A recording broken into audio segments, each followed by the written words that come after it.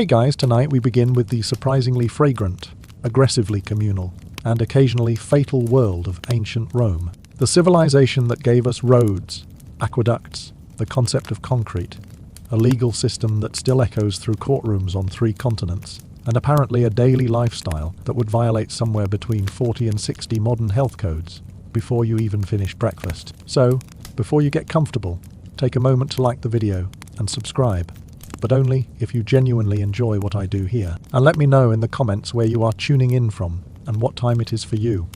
It is always fascinating to see who is joining us from around the world. Now, dim the lights, maybe turn on a fan for that soft background hum, and let's ease into tonight's journey together. One day, that is all we're giving you. One ordinary Tuesday in the Roman Empire. Not a triumph, not an imperial banquet, just the day. By the end of it, you'll know exactly why you wouldn't make it. Not because Romans were superhuman, because 2,000 years of plumbing, building codes, germ theory, and the assumption that suffering is a problem to be solved have made you completely wrong for a world where none of that exists yet. Rome at its peak, 1 to 2 million people, 12 square kilometers, a river that receives everything and returns very little, an empire of 50 to 60 million stretching from Scotland to Syria, run from a single city that smells exactly like you'd expect. You are a freeborn plebeian, a commoner. Full Roman citizenship, which sounds good until you realize 30 to 40% of the people around you are enslaved, and most of the rest owe everything to someone richer than them. You are, relatively speaking, one of the lucky ones. You live in an insula. If that word conjures images of a quaint Mediterranean building with terracotta tiles, a courtyard with a fountain, and perhaps a lemon tree providing dappled shade over an outdoor dining area, then let that image go. Release it gently but completely. An insula is a Roman apartment building, and using the phrase apartment building is itself a generous act of translation. More accurately, it is a vertical accumulation of flammable ambition, built by landlords who understood that land in Rome is expensive, that height is essentially free, and that structural engineering is a conversation for another day. These buildings rise 5, 6, 7 stories in some cases. Augustus, who had opinions about everything, capped their height at roughly 20 meters. Trajan later set the limit at 70 Roman feet. Both regulations were preceded by a period in which insulae simply went as high as whoever was building them felt like going, and several of them expressed their builders' optimism by collapsing. Ground floor apartments are for the relatively wealthy poor. They have actual plaster walls, stone or tile floors, and crucially proximity to the exit. This becomes relevant at multiple points during the night. You are not on the ground floor. You are on the 4th floor, possibly the 5th. Your room, singular, is approximately 12 to 15 square meters. In this room you sleep with your wife, your 2 children, your wife's mother, a cousin who was visiting for 2 weeks, and that was 8 months ago, and a dog whose primary function is being warm in winter and a source of fleas in summer. The walls are thin enough that you know your neighbor's arguments by name. You know the names of their arguments. You have opinions about which ones they're handling correctly. The floor is wood. It is not level. In summer it is hot and creaks with every step. In winter it is cold and creaks louder, as though expressing its own opinion about the season. The ceiling is the floor of whoever is above you, and whoever is above you has children who apparently never stop moving. There is no running water on your floor. Running water in Roman terms is a ground floor privilege. It comes through lead pipes from a source that is on most days technically clean, though the word technically is doing significant work in that sentence. We will return to the lead pipes. The Romans will not, unfortunately, return to them because the Romans never quite connect the dots between their beautiful infrastructure and the slow neurological consequences of conducting it through heavy metal channels. They get remarkably close. They just don't quite get there. For now, in your room, there is a clay pot. It is in the corner. It has been there all night. It is full of the night's contributions. It is in a room with 6 people and a dog who have been breathing the same air since sunset. You have been in this room all night. You are aware of the clay pot without looking at it. Everyone is aware of the clay pot without looking at it. This is where your day begins. The city starts making noise at what Romans call the first hour, roughly what we would call sunrise, approximately 6 in the morning adjusted for season.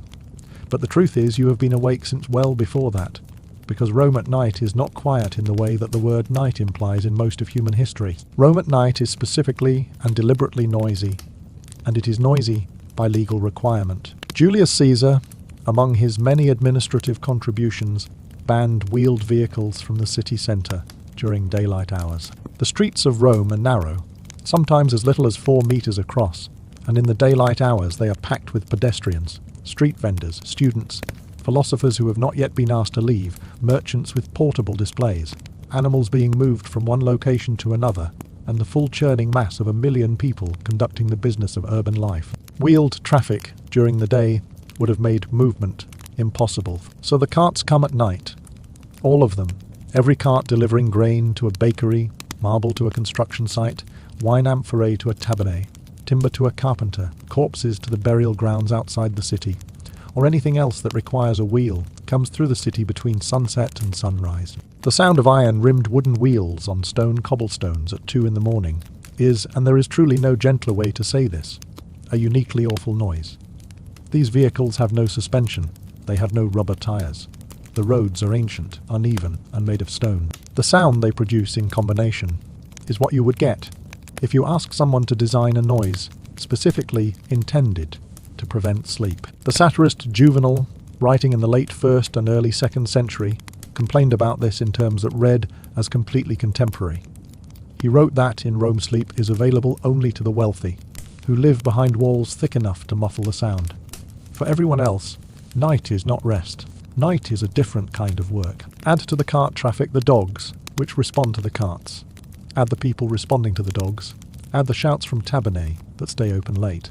Add, from somewhere above you in the building, the sound of someone emptying a chamber pot from their window into the street below, preceded by the warning shout of cave, which is Latin for watch out, though the practical utility of this warning depends entirely on how much time elapses between the shout and the pot. The Romans have a law about this, the Digest of Justinian, which is the great compilation of Roman legal opinion assembled in the 6th century, includes specific provisions regarding liability for objects thrown or poured from windows. If liquid falls from a window and injures someone below, the occupant is legally liable. The existence of this law tells you, with the precision that only law can provide, that liquid was regularly falling from windows onto people below, in quantities sufficient to require a legal remedy. You lie on your sleeping pallet and you think about tomorrow, which is identical to today, and you sleep in the segmented pattern that pre-industrial humans apparently maintained. Naturally 2 periods of sleep with a quiet waking interval in between. In Rome the interval is not quiet, but the structure is there. You sleep, you wake at roughly midnight. You lie there while the city continues its business outside, and sometime before dawn you sleep again. When the first hour arrives and light begins to filter through the single small window in your room, you get up, not because you are rested, because the room is now light enough to see in, and the kindest relationship you can have with this room is one in which you leave it. The chamber pot requires attention. Every household without ground, floor plumbing has one, and the morning's first logistical task is its disposal.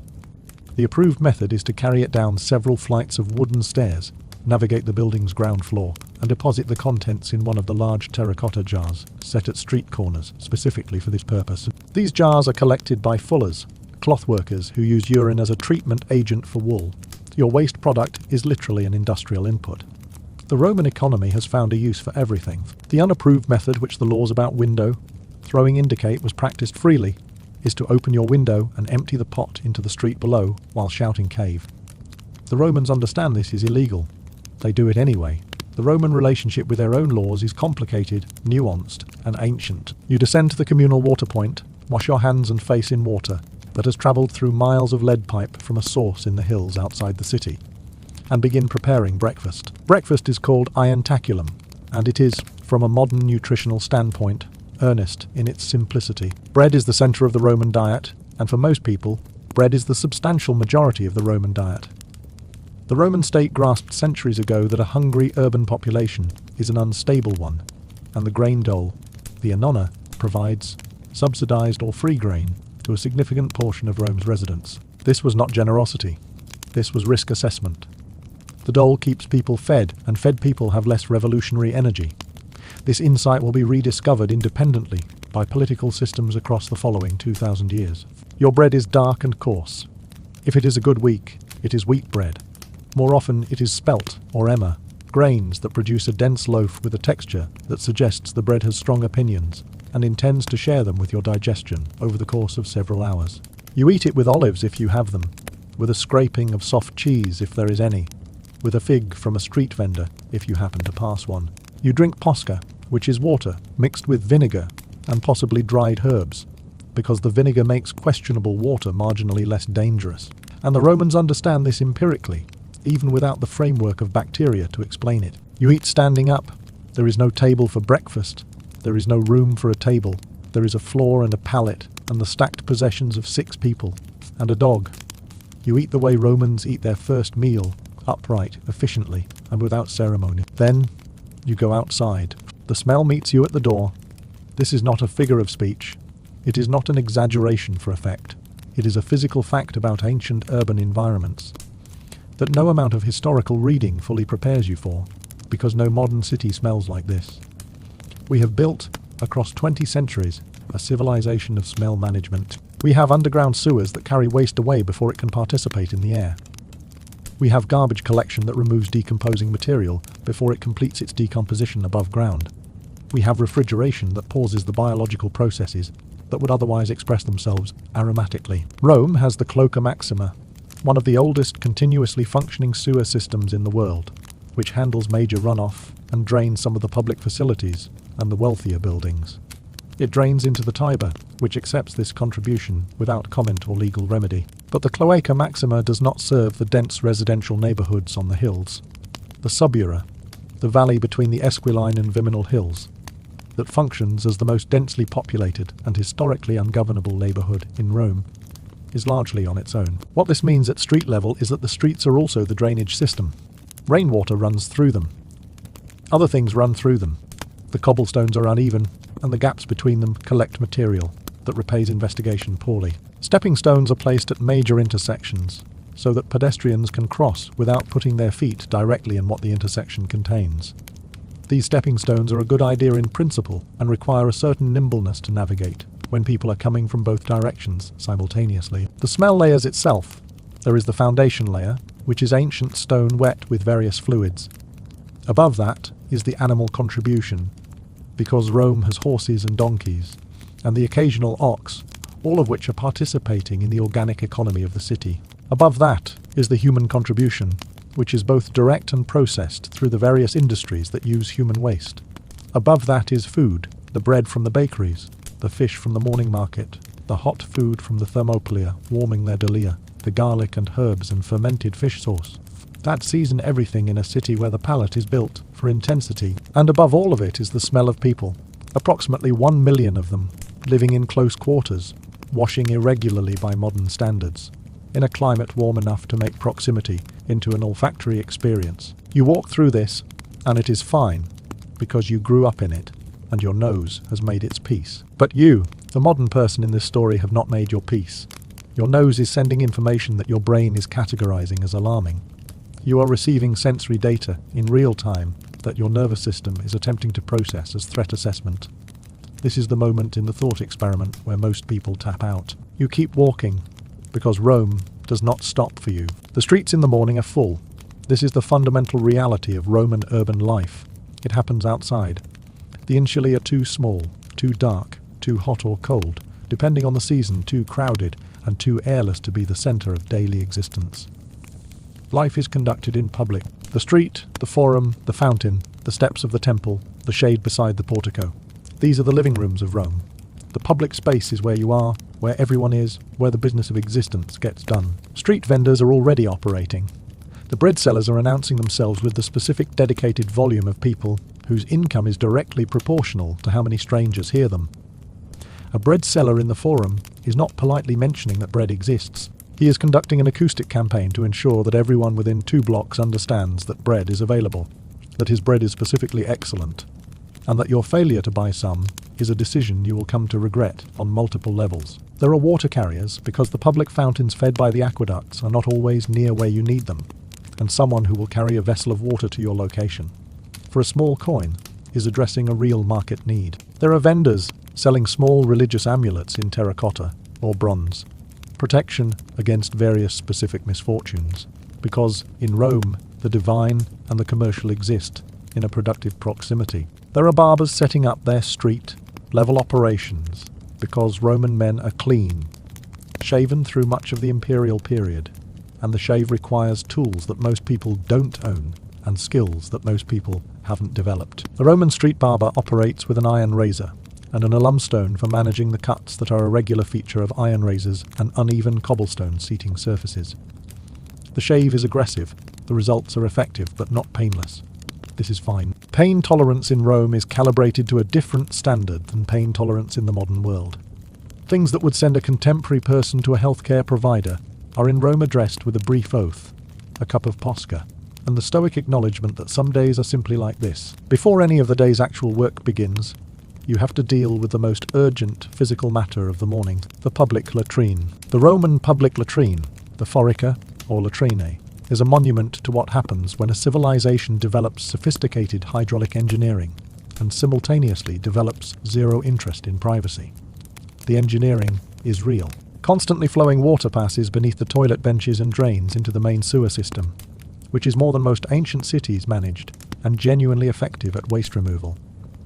The Romans understood the public health logic of water-based sanitation systems before most people. What the Romans did not develop, what apparently did not register as a design consideration, is the concept that people might want to conduct bodily functions in private. The public latrine is a long stone bench with holes cut at intervals, positioned over the flowing drainage channel. It seats 10 to 30 people, simultaneously depending on the size of the installation. There are no dividers between the seats. There are no doors. There are no individual stalls. You sit down next to whoever happens to be there, and you conduct your business in the full acoustic and social presence of whoever else is conducting theirs. Romans talk in the latrine, not merely tolerate conversation there, but actually use the space as a social venue. Business is discussed. Gossip is exchanged. Legal matters are apparently negotiated. An emperor is reported to have conducted official affairs from a latrine bench, though which emperor depends on which source you trust and how much you trust that source's access to imperial bathroom habits. The cleaning implement is called the xylospongium. It is a sponge attached to a short stick, kept in a bucket of vinegar water in the latrine. You use it for the purpose you are imagining. You return it to the bucket.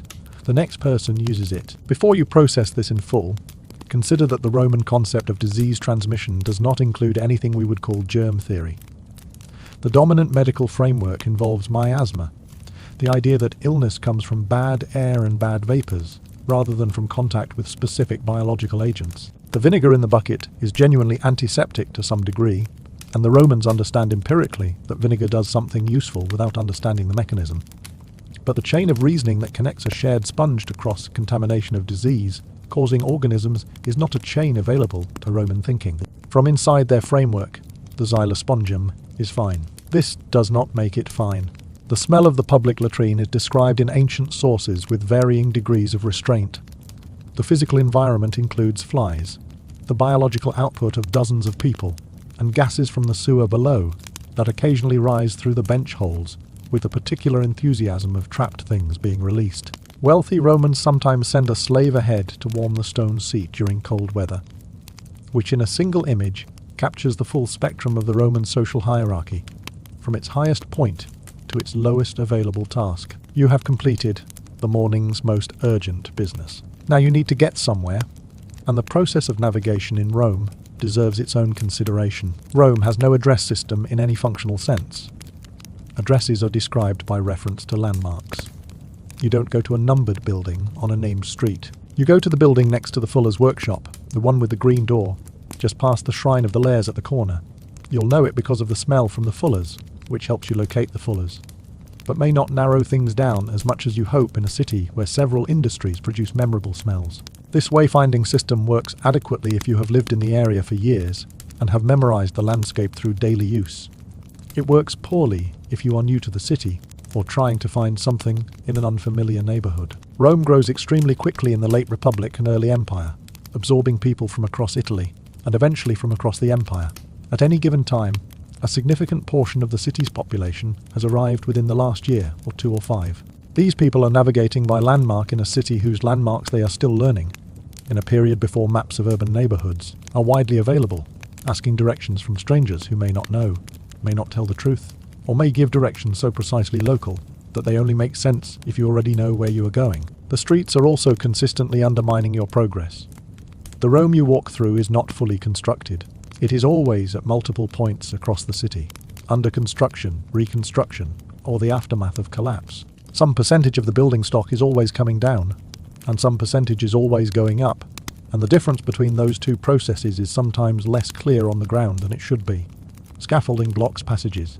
Construction material occupies street space. Workers carry things through the pedestrian traffic in ways that require the pedestrian to make decisions quickly and execute them accurately, and things fall from the upper floors eventually. This is not a colourful historical detail.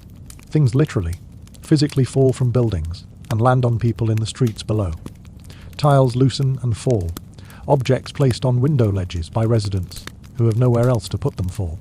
When the wind changes, or when someone in the building causes a vibration at the wrong moment. The chamber pot falls when the person emptying it loses their grip on it, which the cave warning was supposed to address, but which the cave warning addresses imperfectly. Juvenal notes that it is reckless to go out for dinner in Rome at night without first making your will, because the risks of the journey home are not trivial. He means this seriously. The Roman legal code addresses the falling object's problem with specific liability provisions. Legal codes address what happens often enough to require systematic response. The falling object's law is therefore evidence of how often objects fell. By mid-morning you have arrived at your workshop, if you are a craftsman, or at your patron's house, if you are a client in the patronage system, or at the forum, if your business takes you there. Let's talk about the patronage system, because it is the invisible architecture of how Roman society actually functions beneath the visible architecture of law and politics. Rome runs on relationships of obligation.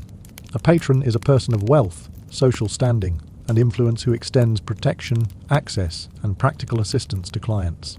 A client is a person of lower standing, who provides loyalty, political support, votes in the assemblies during the Republic, public deference, and the specific service of appearing at the patron's house every morning for the salutatio. The salutatio is the morning greeting ceremony, and it is as close to mandatory as a social expectation can be without being written into law. Clients arrive at the patron's door at dawn. They wait. The order in which they are received reflects their social standing relative to each other, with a precision that everyone present fully understands. Important clients enter quickly. The message their quick entry sends to everyone still waiting is intentional. Moderately important clients wait a moderate amount of time. Clients of limited significance wait a long time. After the wait, the actual meeting may be brief. The patron is a busy person with many clients. He acknowledges you. You acknowledge him.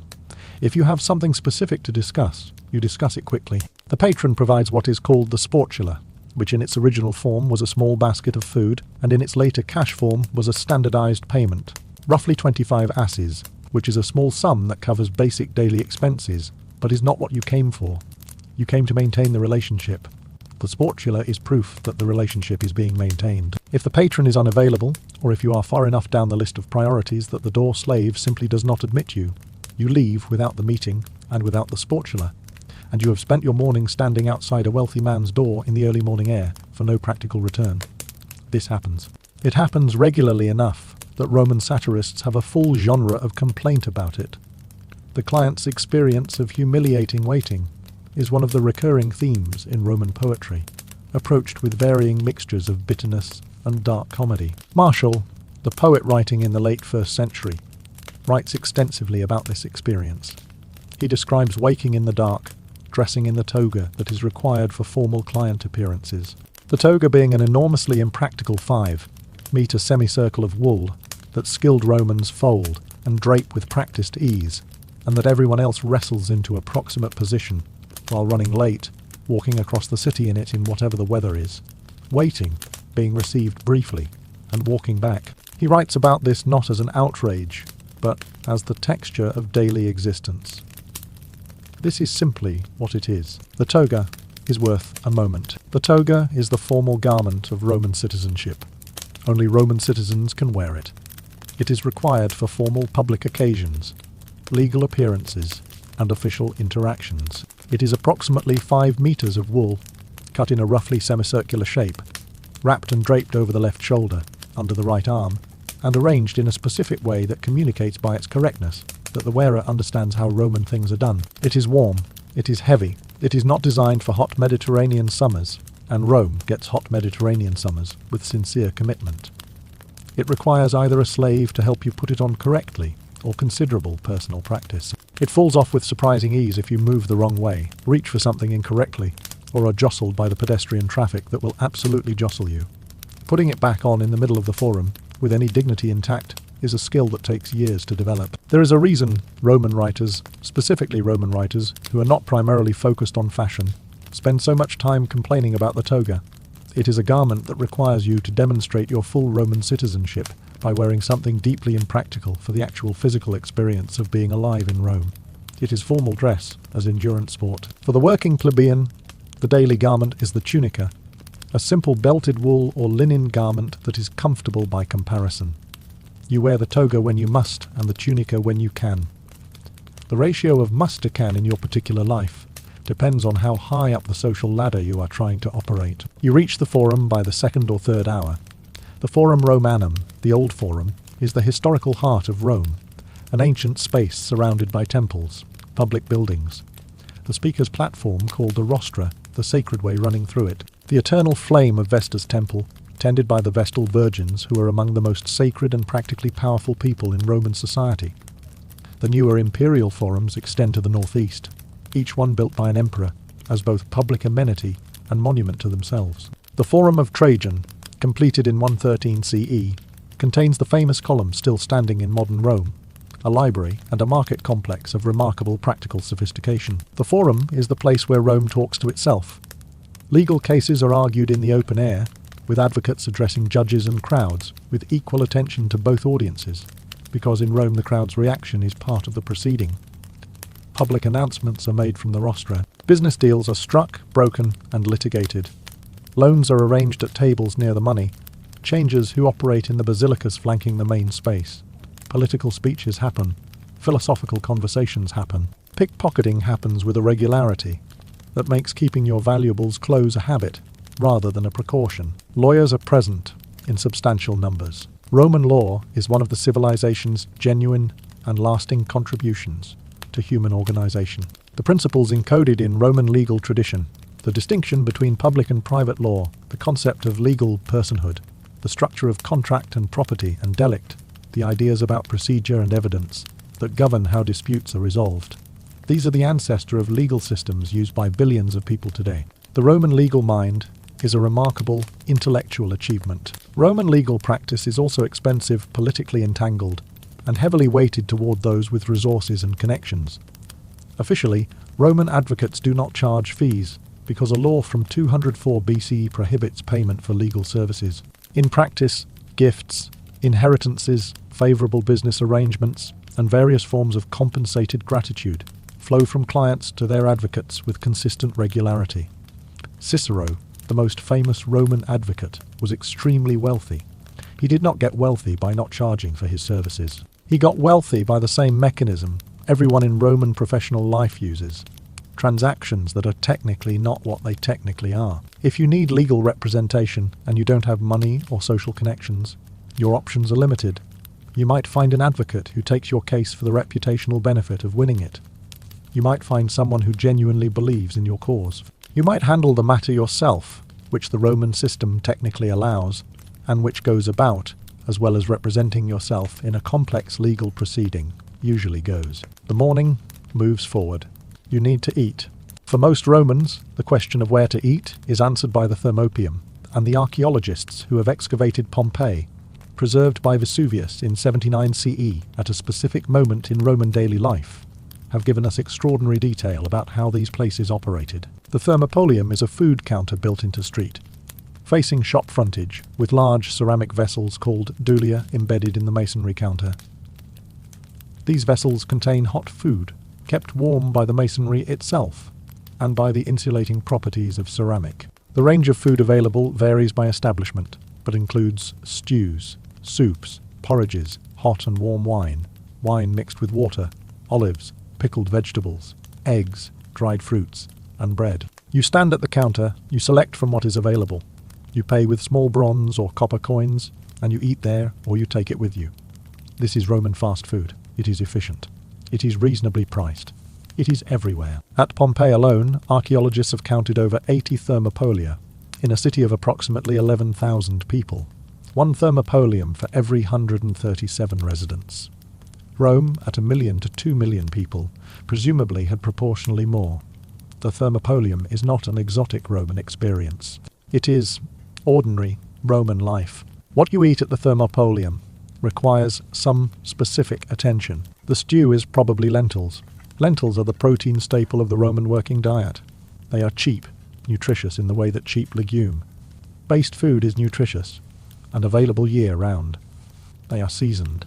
And here is where Roman cuisine becomes interesting, with garum. Garum is a fermented fish sauce, and if you have encountered similar products from East Asian culinary traditions, you have some preparation for what garum is, and none at all for how fully Romans commit to it. It is made by layering small fish, typically anchovies or other small species, with salt in large ceramic containers, and leaving the whole arrangement to ferment in the sun for weeks to months. The resulting liquid, strained off and bottled in amphorae, is intensely savoury, deeply fishy, and pervasive in Roman cooking, in the way that salt is pervasive in modern cooking. Romans put garum on meat, fish, vegetables, grain dishes, sauces, and some desserts. The production facilities for garum are required by Roman law to operate at a specified distance from residential areas. This tells you something important about the smell of garum production. The end product used at the table is pungent in a way that Romans consider correct seasoning, and that visitors to the Roman world from modern times consider a direct challenge. The best garum, called garum sociorum, comes from specific production regions in Hispania and North Africa and commands high prices. The garum you eat in your lentil stew at the thermopolium around the corner is probably not the premium product. It is the affordable product, which means it is doing its job and also expressing itself with a confidence that requires adjustment. The bread you eat with it is the same dense, dark, coarse bread from breakfast. Roman bread comes in many varieties and qualities. The best bread in Rome is white, made from highly refined wheat flour, and is associated with wealth and status.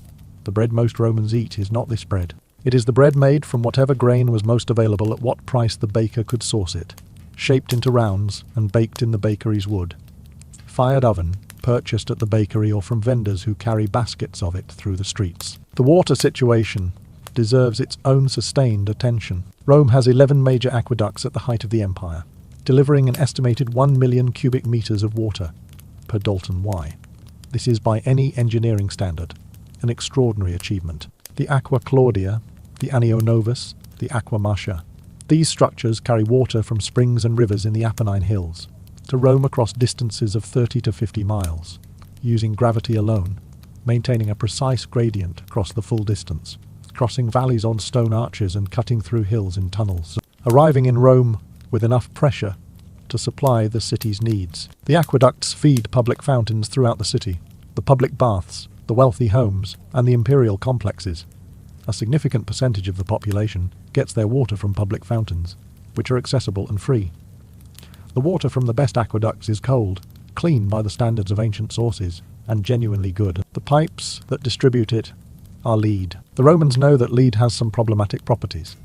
Vitruvius, the architect and engineer writing in the 1st century BCE, specifically recommends using clay pipes instead of lead pipes for water distribution, noting that workers in lead production appear to have poor health.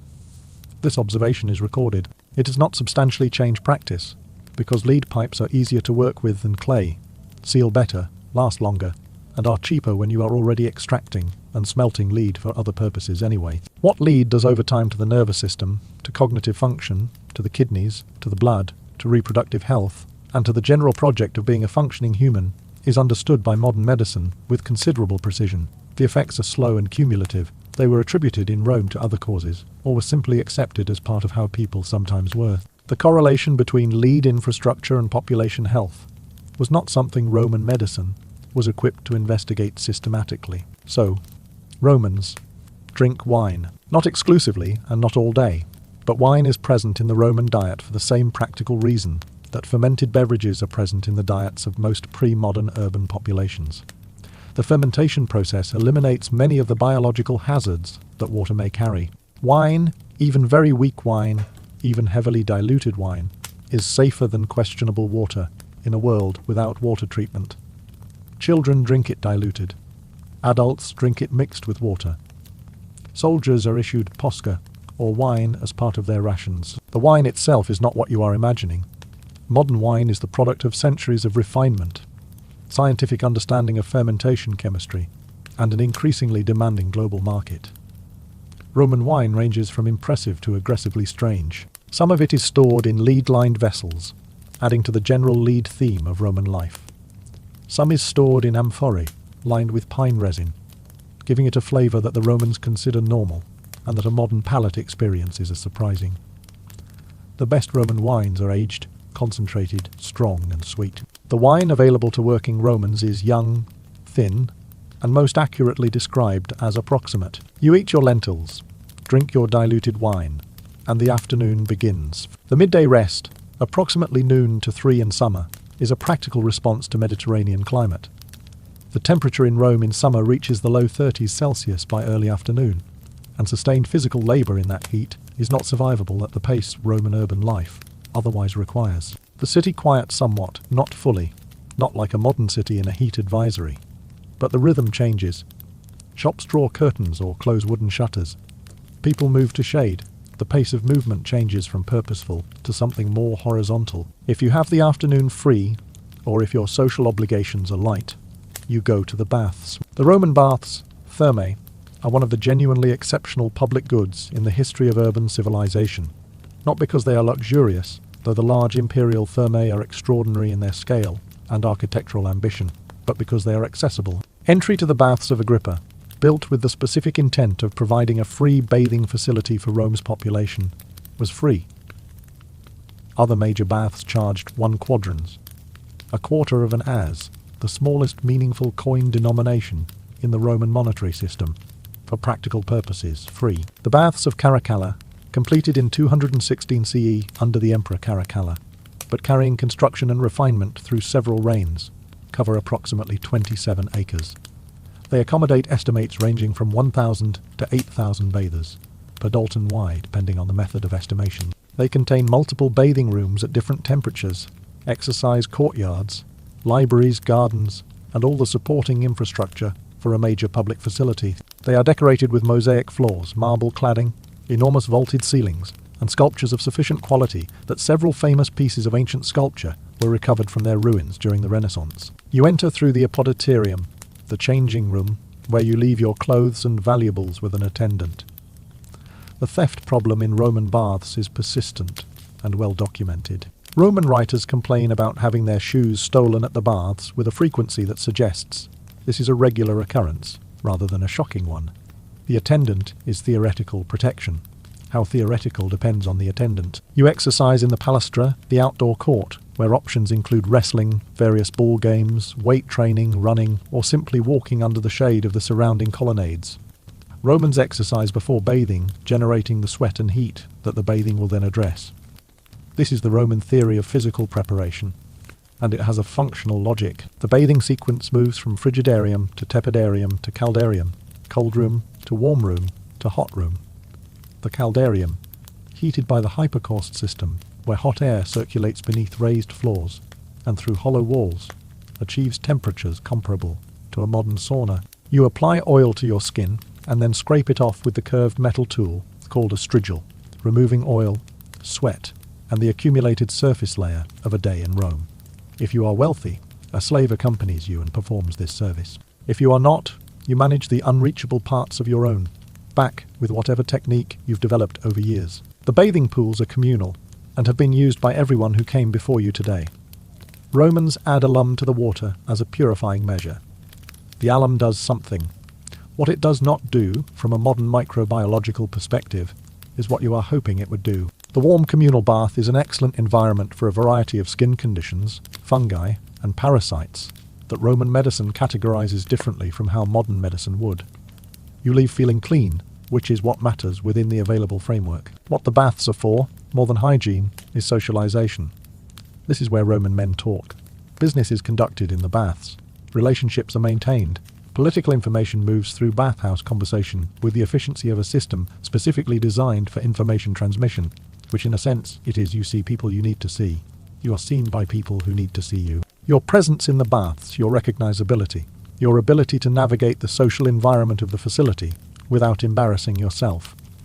These are all part of the public performance of Roman identity. You leave the baths in the late afternoon, oiled and scraped and socially updated, heading toward the last major social obligation of the day. If you are lucky, or well connected, or have successfully navigated the patronage system to a point where your company is sought rather than merely tolerated, you have a dinner invitation. The cena, the main meal, happens in the late afternoon or early evening, and the Roman dinner party is one of the primary performance stages of social life. The dining room is the triclinium, 3 couches arranged around a low central table, with each couch accommodating 2 or 3 people.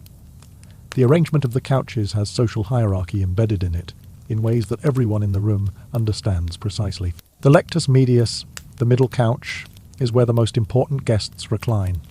Your position on the couch, and which couch you are assigned, tells you and everyone else exactly where you stand in the host's estimation. If this sounds like assigned seating at a modern formal dinner, it is exactly that, but with the stakes of your social reputation attached to every detail of the arrangement. Romans eat reclining.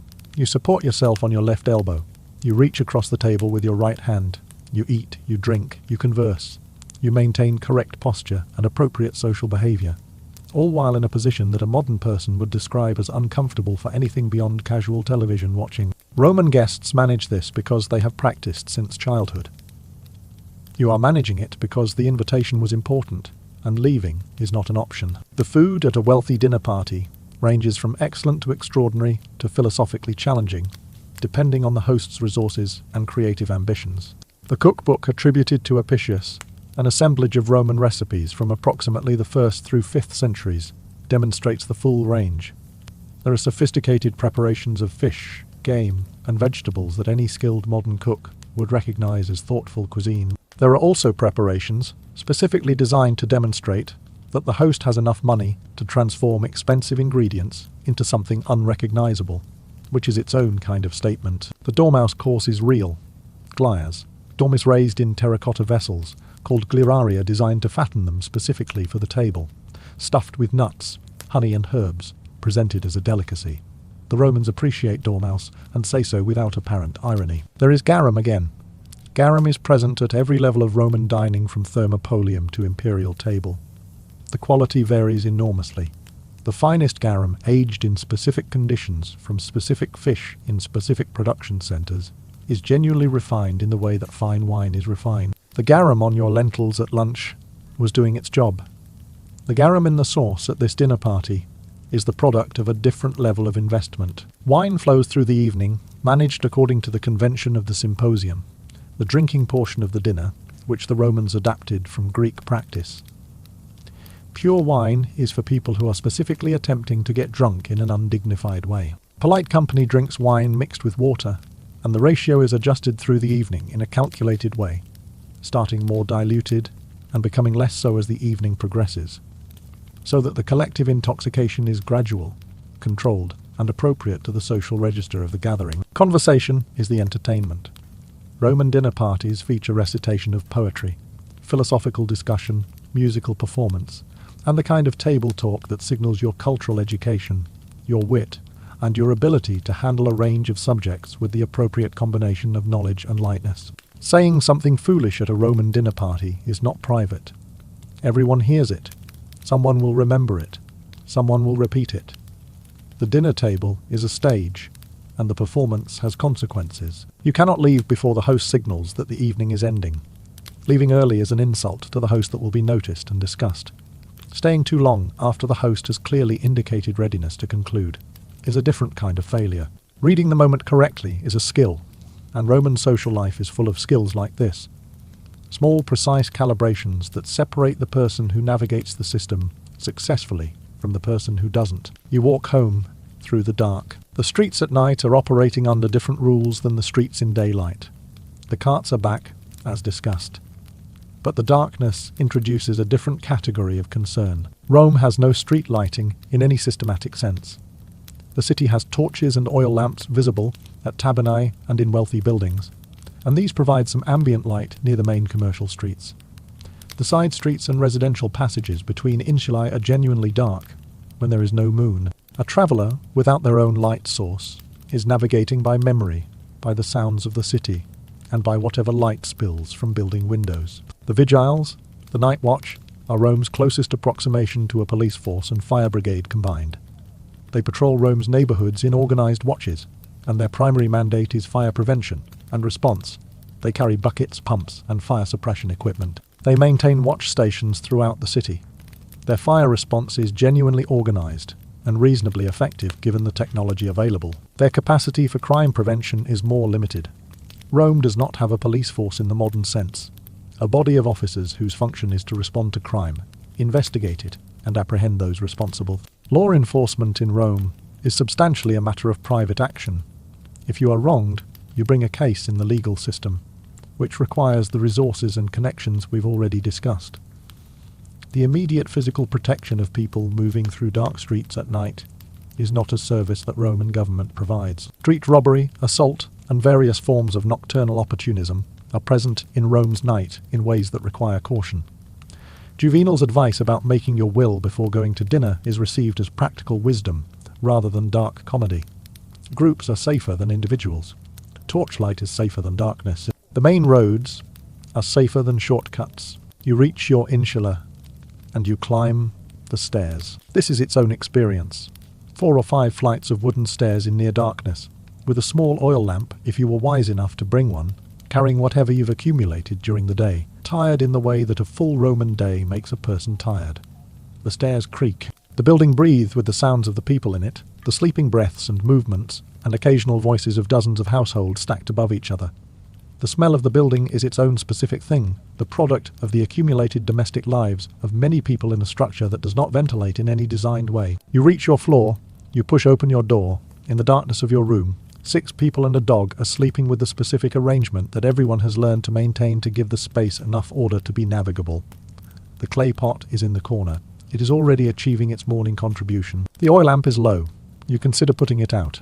The fire risk is real, and you know it because you know the city and you know the buildings, and you know that Rome catches fire regularly, and that the night watch catches some fires in time and does not catch others. The lamp being extinguished is the sensible choice, but the room without the lamp is completely dark, and completely dark is its own kind of difficulty. You keep it burning a little while longer. Rome at night, the version you can hear through the walls and the window, is the same city that built the Pantheon and codified the legal principles that still structure civil law in France and Spain and Italy and dozens of other places. The same city that constructed aqueducts so precisely graded that they still function in sections today. The same city that developed concrete and used it to build vaults of a scale and a durability that surprised everyone, including the Romans. All of that is real. All of that coexists with 5-floor wooden buildings and shared sponge sticks and streets that serve as drainage systems, and the sound of iron wheels on stone at 3 in the morning. The monument and the insula are the same Rome. The triumph and the clay pot in the corner are the same civilization. The philosophers who wrote about the good life and the people eating lentils with fermented fish sauce in the shadow of their arguments are citizens of the same empire, governed by the same laws, participating in the same story. History is not clean. History is not the marble you see in the museums, which was not white when it was made, but painted in colours that would look garish now, which tells you that every clean version of the past is an act of interpretation by someone who has never had to smell it. History is the marble, and the midday smell of the subura, and the grime in the strigil bucket, and the sound of the carts, and the fact that people built extraordinary things while living in conditions that would constitute an emergency today. And they did it every day for centuries, without complaint recorded in any source as general complaint. Only the specific literary complaints of the people who had the leisure to write about it. Now let's talk about the portion of Rome's population you have been carefully avoiding thinking about. The people who are not free. 30 to 40% of the empire's population consists of enslaved people. This is not a minor detail of Roman social history. It is the structural foundation of Roman civilization. The roads are built by enslaved labour. The aqueducts are built by enslaved labour. The great public buildings, the temples, the forums, the baths, are built by enslaved labour. The agricultural estates that feed the city, the mines that produce the metal that makes tools and weapons and coins possible.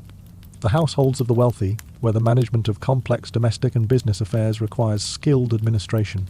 All of this runs on enslaved people. Roman slavery is legally codified, economically central, and morally unexamined in any systematic way in the historical record we have. Some Roman philosophers, notably the Stoics, argue that slavery is contrary to nature, that the enslaved person's soul is free even if their body is not, that a wise master treats their slaves with consideration. These arguments are made. They do not produce abolition. They produce, at best, a slightly different emotional relationship between owner and owned in individual cases. The sources of slavery are primarily military. Each successful conquest brings enslaved people to Rome. Julius Caesar's campaigns in Gaul result, by ancient account, in the enslavement of approximately 1 million people.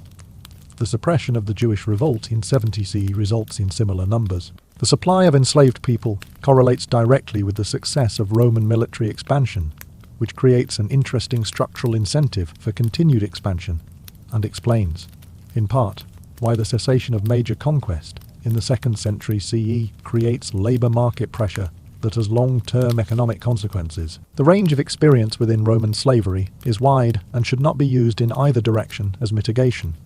At one end, educated Greek slaves working as tutors, physicians, secretaries, and business managers for wealthy Roman households have working conditions that are better by many measures than the conditions of free, poor Romans. Some accumulate the peculium, the private fund that an enslaved person can legally accumulate and use toward purchasing their own freedom.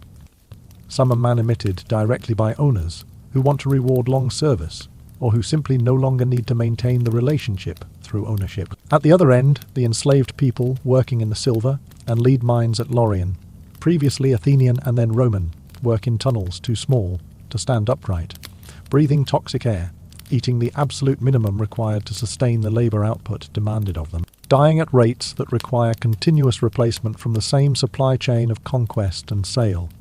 These are not comparable situations, and the existence of the comfortable end does not change what happens at the difficult end. The Roman slave market is a regular commercial institution. The Forum Romanum has an area associated with slave sales. Human beings are sold from platforms inspected by potential buyers for health, age, visible skills, apparent temperament, and physical condition. Prices vary by all these factors and by current supply, which fluctuates with military activity.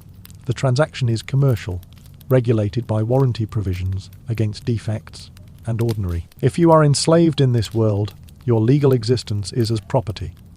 Crimes committed against you as a person are, legally, damage to property, which has different remedies in different courts than crimes committed against persons. Your testimony in legal proceedings is only admissible if obtained under torture, because Roman legal doctrine holds that enslaved people will lie to protect their owners, unless under compulsion. The logic of this doctrine is circular in ways that some Roman jurists acknowledge and most Roman legal practice ignores. Manumission is legally accessible, a formal process in front of a magistrate or an informal declaration before witnesses can confer freedom. The freed person becomes a libertus, a freedman, with Roman citizenship of a specific grade. Their former owner becomes their patron, with the full structure of obligation that the patronage relationship implies running in both directions, though not equally. Some freedmen become extremely wealthy and socially prominent. The Satyricon of Petronius, a satirical novel from the 1st century, presents Trimalchio, a freedman who has become fabulously rich and throws spectacular dinner parties, while committing every possible violation of the cultural codes that Roman aristocracy uses to distinguish itself. He is a figure of mockery in the novel. He is also a person who was once enslaved and is now free and wealthy and hosting elaborate dinners in his own house in the most powerful city in the world. Both things are true. The story is always both things. Now let's talk about what happens to you if you have the additional misfortune of ending up in the Roman legal system as a defendant. Roman law, as mentioned, is a genuine intellectual achievement. The principles are sophisticated. The structure is elegant in several ways. The practice is, from the perspective of someone accused of something, a journey through a system where the outcome depends heavily on resources and connections, and the current political climate in ways that are familiar across legal systems, but particularly unadorned in Rome. The range of punishments available in the Roman legal system is extensive, creative, and designed with an attention to symbolic resonance that suggests the Romans thought seriously about the messaging of punishment, as well as its practical effect. For the upper classes, the privilegiati, the penalties for most offences are banishment, exile to a specific location, or death by a method considered relatively dignified. Suicide before conviction is an option that several prominent Romans exercise, not as defeat, but as a way of controlling the manner of one's death and preserving some portion of the estate for one's family, because a conviction and execution would result in confiscation of assets. For everyone else, the punishments are more physical. Flogging is common. The fasces, the bundle of rods carried by the lictors who accompany magistrates, are not purely symbolic. They are tools of a specific kind of street, level physical correction that magistrates can administer to citizens for certain public offences. The use of this power declined through the Republic, but the symbolic authority remained. For more serious offences, exposure to wild animals in the arena is an option that serves the dual purpose of punishment and public entertainment. The Romans are efficient about combining functions when possible. A condemned criminal becomes a spectacle, becomes a deterrent, becomes a contribution to the entertainment program that keeps the urban population occupied. The logical structure of this combination is not attractive, but its efficiency is undeniable. The punishment called damnatio ad bestias, condemnation to the beasts, involves placing the condemned in the arena with animals. The specific animals vary by availability and effect. Lions, bears, leopards, and bulls are common. The condemned may be given a weapon, or may not, depending on the nature of the offence and the disposition of the presiding magistrate.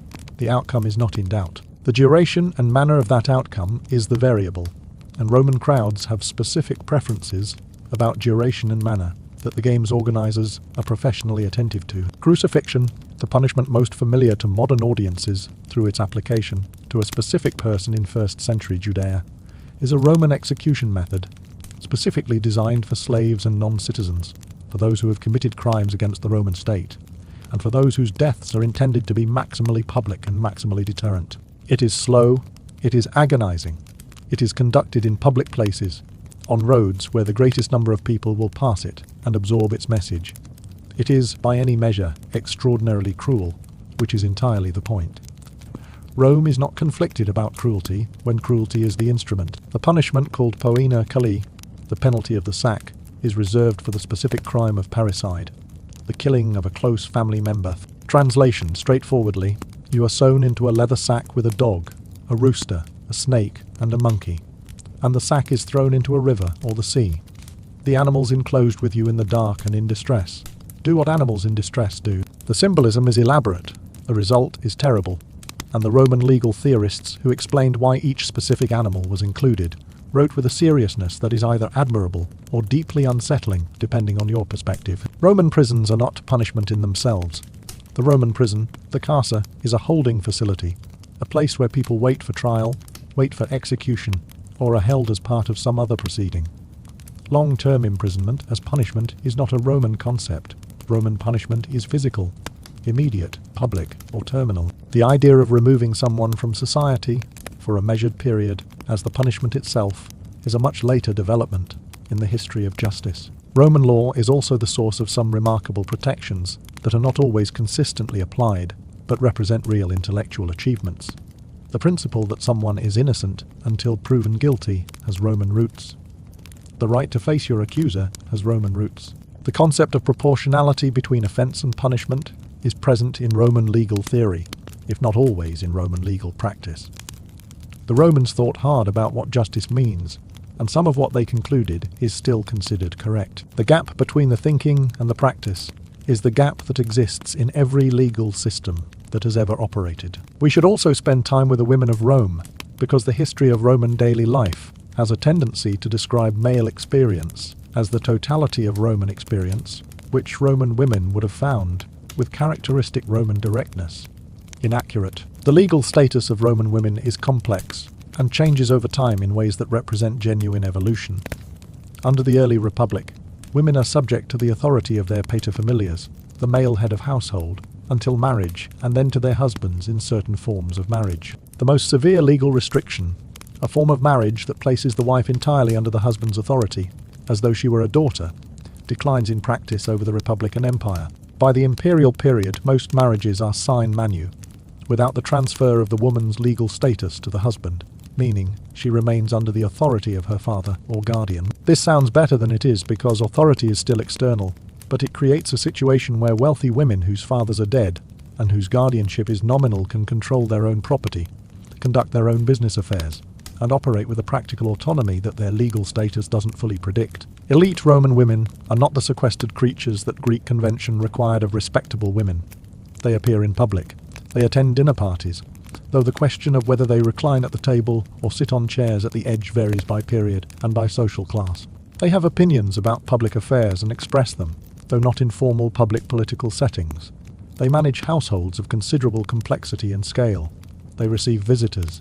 They maintain their own client networks in some cases. Upper-class Roman women who have survived childbearing age and whose husbands are dead or absent operate with a practical freedom that confounds the formal legal picture. Livia, the wife of Augustus, is the most extreme example. A woman whose formal legal status is that of any Roman matron, but whose actual influence on Roman political life is substantial and widely acknowledged. The correspondence between the formal and the actual, in gender as in everything in Rome, is a relationship to be investigated rather than assumed. For women of the lower classes, the daily experience is the daily experience we've been describing, with the additional dimensions specific to their position. They work. Roman women of the artisan and merchant classes work alongside their husbands in shops, manage the business when husbands are away or ill, conduct transactions, negotiate prices, and operate in the commercial world with the practical competence that survival requires. The evidence from Pompeii includes women's names in shop registers, in financial records, and in graffiti that suggests active participation in the commercial and social life of the street. Childbirth in ancient Rome is dangerous in ways that require specific acknowledgement. The mortality rate for mothers in childbirth is significantly higher than in any modern healthcare setting. The rate for infants in their first year of life is catastrophic by modern standards, perhaps 30 to 40% or higher depending on conditions. The Romans are not ignorant of this. They develop elaborate religious observances around pregnancy and birth, multiple protective deities, specific rituals for different stages of pregnancy and delivery, prayers and offerings that represent the full weight of anxiety and hope that surrounds an event with unpredictable outcomes. Midwives, obstetricae, manage most births. Their knowledge is empirical, accumulated through practice, and includes genuine practical wisdom about the management of labor, alongside techniques that medicine would now categorize differently. The best Roman midwives are skilled practitioners who have seen enough births to understand what normal variation looks like and when a situation is genuinely dangerous. There are no cesarean sections performed on living mothers, the procedure being available only as a post-mortem salvage of the infant. There are instrumental deliveries in difficult presentations.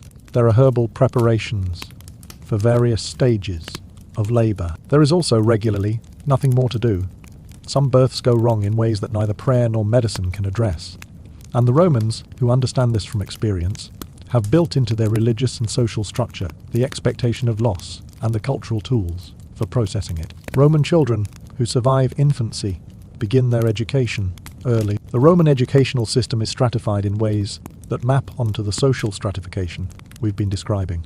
The very wealthy have private tutors for their children, often educated Greek slaves, who provide instruction in Latin, Greek, literature, rhetoric, philosophy, arithmetic, and geometry.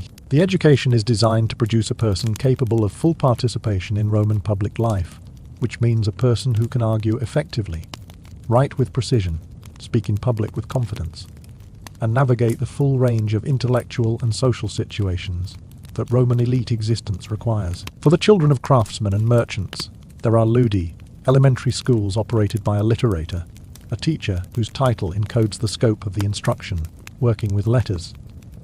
These schools operate in shop premises, in porticos, in whatever covered outdoor space is available, often visible from the street. The instruction is basic literacy and numeracy, the foundation skills for commercial life.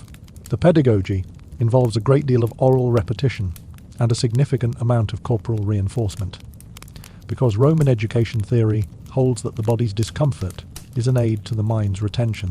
The switch, the ferula, is a standard piece of school equipment. Roman children of the artisan class are in school in the morning and working in the afternoon by their early teens. The concept of an extended childhood, protected from economic contribution, is not a Roman concept. Children contribute to the household economy as soon as they are capable of contributing, which happens earlier than modern child development frameworks would suggest appropriate. And the pace of transition from childhood to adult responsibility is considerably faster than contemporary norms.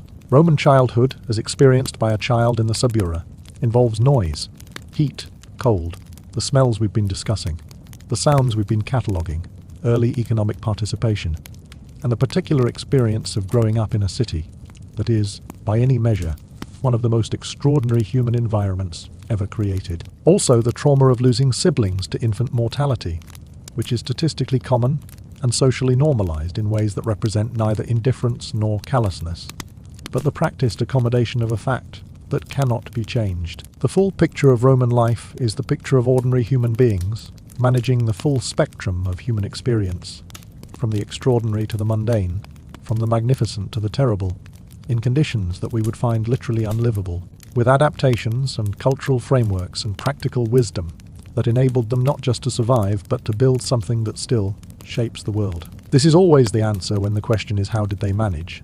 They managed because they always had. They managed because the alternative was not managing. They managed because necessity is not a romantic concept. It is simply the condition in which most of human history has been conducted. The night deepens around you, in your room, in your insula, in your city. The lamp is very low now. The last of the oil is burning with the small, specific quality of a flame that knows it is almost done. Outside, a dog is conducting a sustained argument with the darkness. A cart loses its load somewhere below, and the sound of amphora on stone produces a series of impacts that wakes approximately 200 people, and results in a brief, multilingual conversation between the cart driver and the residents of the surrounding insulae that the official record does not preserve, but that everyone present will remember. The Capitoline Hill is dark at this hour. The great temples of Jupiter and Juno visible as shapes against the stars. The forum below is empty, in a way it almost never is during the day. The ancient stones of the Via Sacra holding the footfall of 1,000 years, the rostra standing in silence, the Temple of Vesta's sacred flame, the only lit thing in the public space. The Vestals maintaining their duty as they have maintained it since before Rome was an empire, since before Rome was a republic, since the city was a collection of villages on 7 hills. And someone decided that a perpetual flame would hold them together. You would not last a day here. And yet, they lasted. Not just one generation of them, but generation after generation after generation, building on what the previous generation built, losing some of it to fire and flood and political catastrophe, and rebuilding it again, extending the roads further, connecting more places, writing more law, producing more argument, creating more philosophy and more poetry and more agricultural knowledge and more engineering and more of everything that human beings produce when they are alive and paying attention. They did all of this while the carts ran all night, and the insulae periodically caught fire, and the lentils always had garum in them, and the shared sponge was the shared sponge. History is not the marble cleaned and displayed in a museum under controlled conditions. History is the marble and the smell, and the noise and the people who made both happen at the same time, who went to the latrine and then to the forum, and argued about the nature of justice, and went home to their 5-story wooden fire trap, and listened to their neighbours' dreams. Give them some credit, and give your plumbing some credit, too. The lamp goes out on its own. The room is dark. The city breathes. Somewhere, always, a cart is crossing a stone street. Sleep, now. Tomorrow in Rome, the carts come back at dawn. The bread sellers start their performance.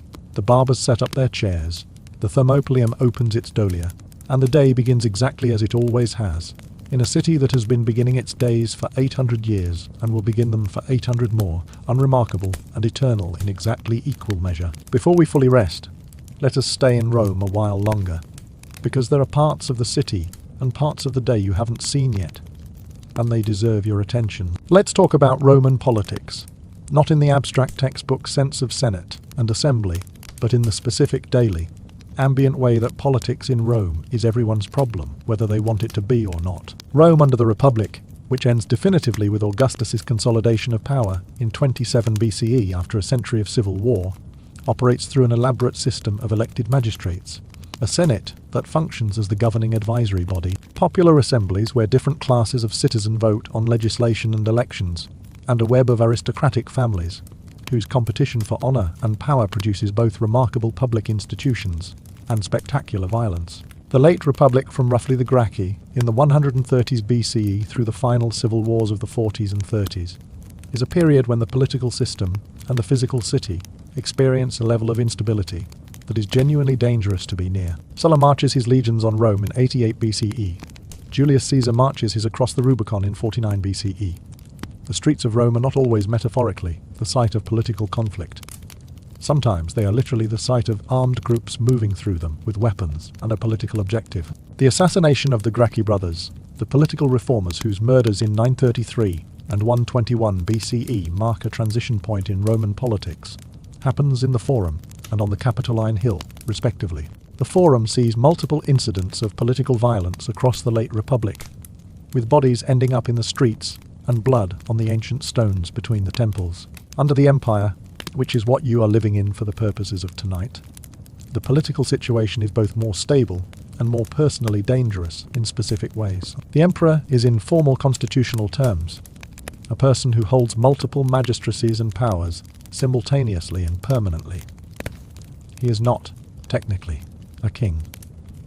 The Romans maintain this distinction with tremendous consistency and increasing implausibility as the empire develops. He is princeps, first citizen, which is a republican title that Augustus chose specifically because it sounds constitutional rather than monarchical. He is also, in practice, the person whose authority is total, whose decisions cannot be appealed, and whose continued favour or disfavour is the most significant variable in the lives of everyone who interacts with him, directly or indirectly. The relationship between emperor and senate is, depending on the specific emperor, a careful performance of republican tradition, in which everyone understands the actual power relationship, but maintains the fiction for the sake of institutional stability. Or it is an ongoing conflict between an emperor who wants unchallenged authority and senators who want to maintain some dignitas and some actual influence.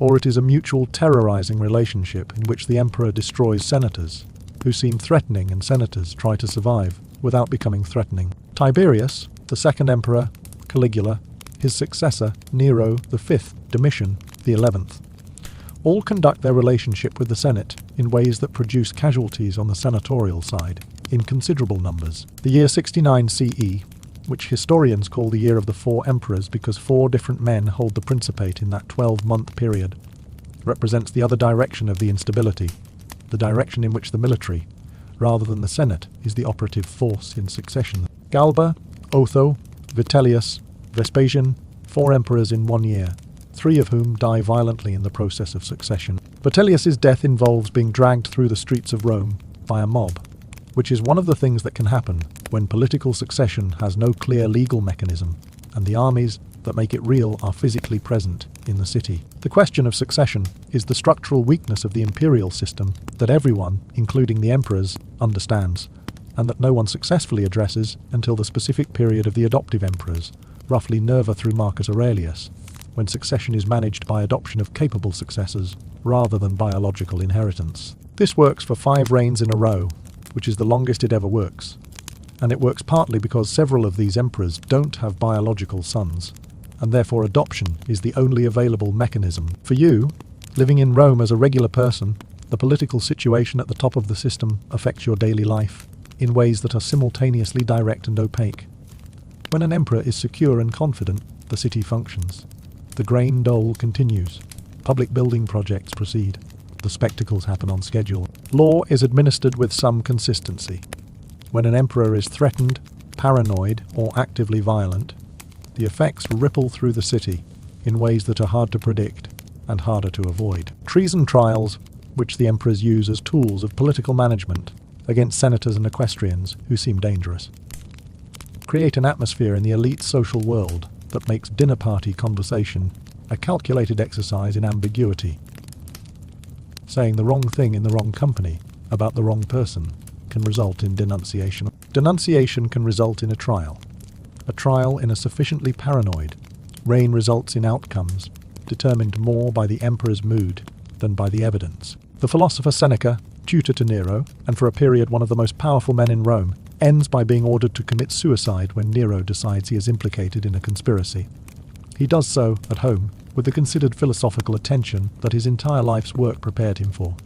This is not a comfortable way to end a career. For you, on the 4th floor of your insula, the treason trials are something you hear about, rather than experience. But the economic and social consequences of political instability are less class-specific. When the political situation at the top becomes volatile, investment slows, public works are delayed or cancelled, the grain supply becomes unpredictable, if whoever controls the relevant arrangements is themselves uncertain of their position. And the general level of anxiety in the city is elevated in ways you can feel even if you can't explain why. Rome is sensitive to its political weather. The city knows before the news is formally announced when something has changed at the top. The information flows through the tabernae and the baths and the thermopolia and the street vendor networks, with a speed that formal communication channels do not match. By the time an official announcement is made, most of Rome has already heard the rumour. Let us now go back to a place we spent time earlier, and look at it more carefully, the Forum. Not just as a physical space, but as an experience.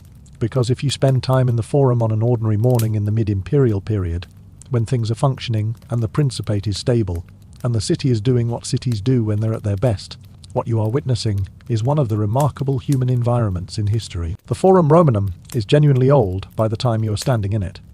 The oldest sacred sites in the Forum date to the 7th and 6th centuries BCE, when Rome is still a village, scale settlement, and the Forum is literally just a low-lying area between hills that the community uses as a marketplace and gathering place.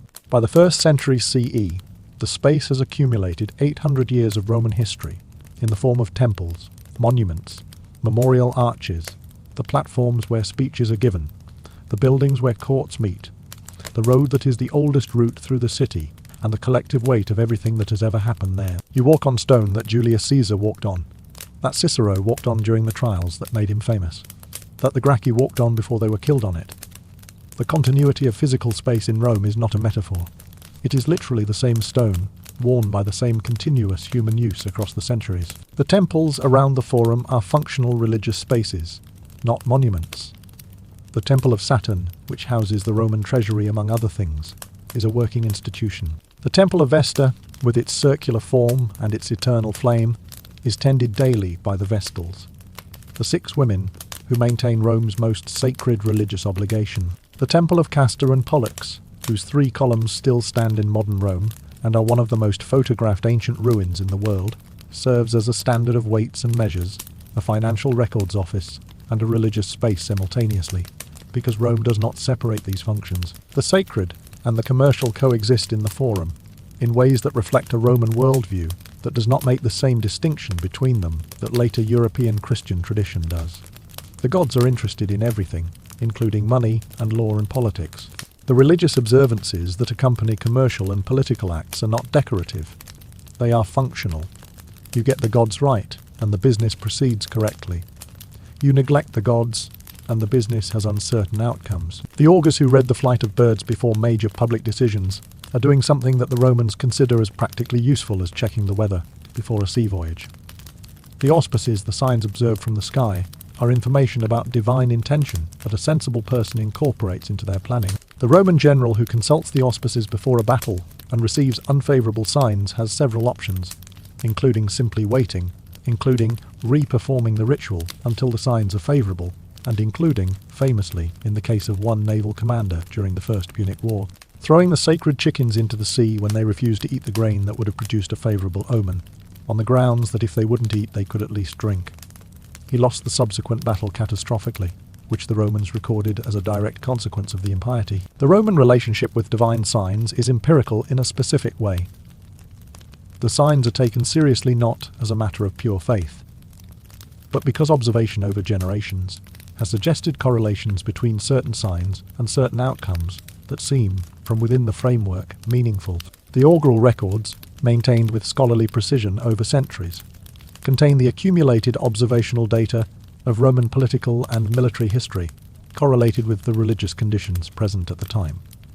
This is, within its own logic, a coherent epistemological project. It is also, from outside that logic, a system that can be manipulated with precision, because the interpretation of signs is a skill that can be deployed politically, and the Romans know this and discuss it.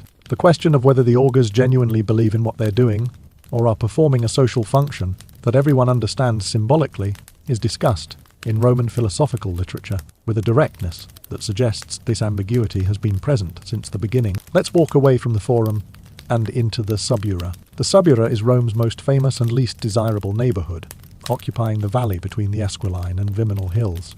It is dense, loud, old, and in continuous use since the early Republic. Julius Caesar grew up in the subura, a fact that his later political opponents use as evidence of his common character, and that his supporters use as evidence of his understanding of ordinary Roman life.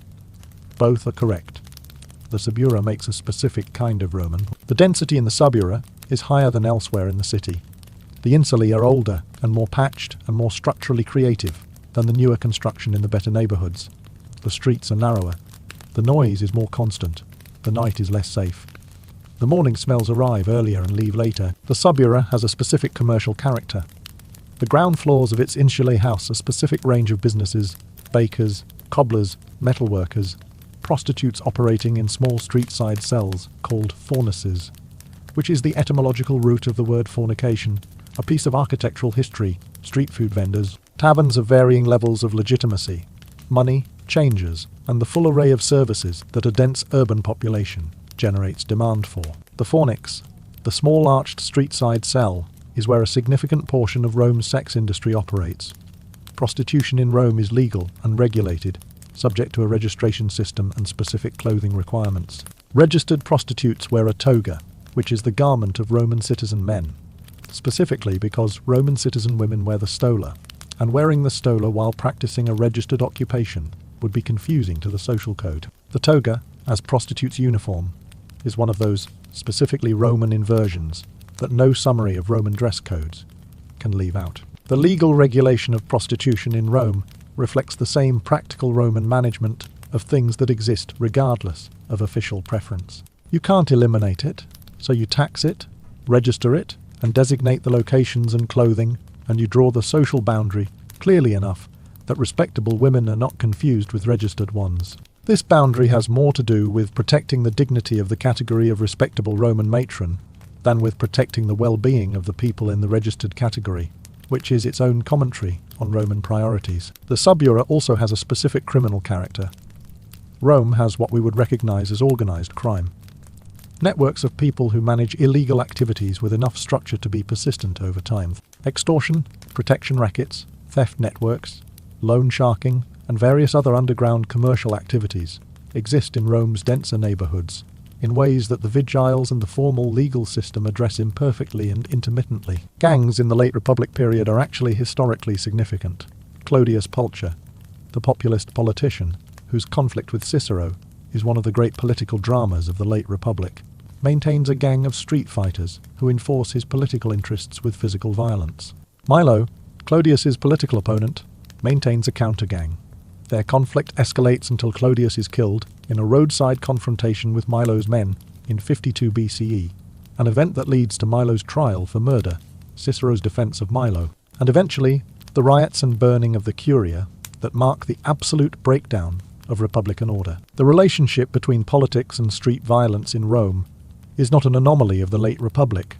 It is a persistent feature of Roman political life that varies in intensity depending on the period and the specific political pressures. The city's density, the poverty of much of its population, the availability of people who need money and are not overly particular about how they get it, and the weakness of any formal law enforcement mechanism that could interrupt private violence, create the conditions for organized violence to be a functional political tool. You navigate this reality by knowing your neighborhood, knowing its people, maintaining the social relationships that provide some protection, and exercising the situational awareness that is simply part of being a person in Rome. Let us talk about what happens when Rome gets sick.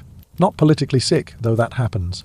Physically sick, because Rome's density, its water sources, its sanitation arrangements, and its position as the hub of trade routes connecting the known world create conditions in which epidemic disease moves through the city with terrible efficiency. The Antonine Plague, which arrives in the empire in 165 CE, during the reign of Marcus Aurelius and Lucius Verus, is the most significant epidemic in Roman history up to that point. It spreads from troops returning from campaigns in the east, travels along the trade routes that connect the empire's major cities, and reaches Rome in 166 CE. The death toll estimates range from 5 million to 10 million people over the 15 years of the pandemic's active phase, with a mortality rate in affected communities of perhaps 10 to 25%. The Romans have no mechanism for understanding how epidemic disease spreads. Miasma theory, bad air from particular environments, explains local illness.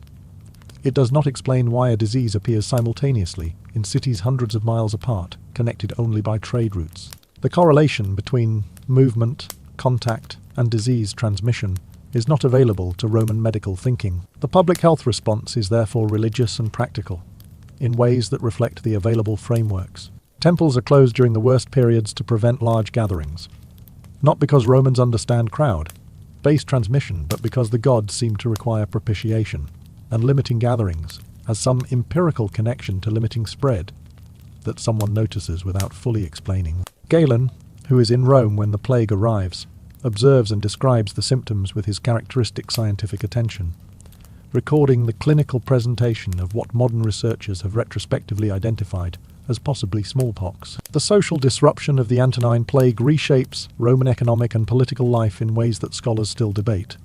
It reduces the labor supply in agriculture and industry. It affects military recruitment.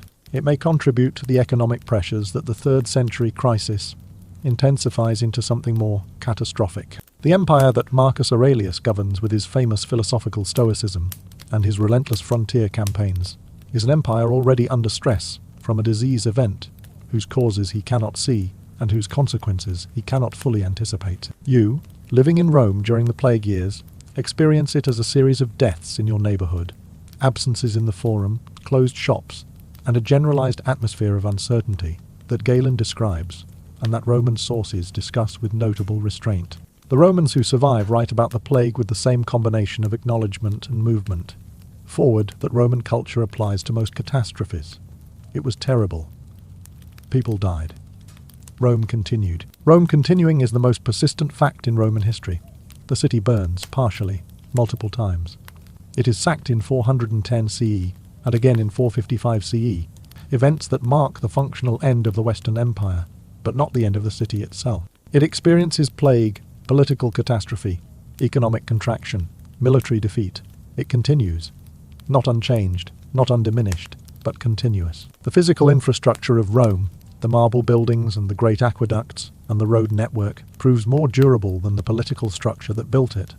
The Aqua Virgo, one of the 11 aqueducts of ancient Rome, still delivers water to the Trevi fountains. The Pantheon, built under Hadrian in the early 2nd century, still stands under its original dome, the largest unreinforced concrete dome in the world for 18 centuries, until modern engineering surpassed it.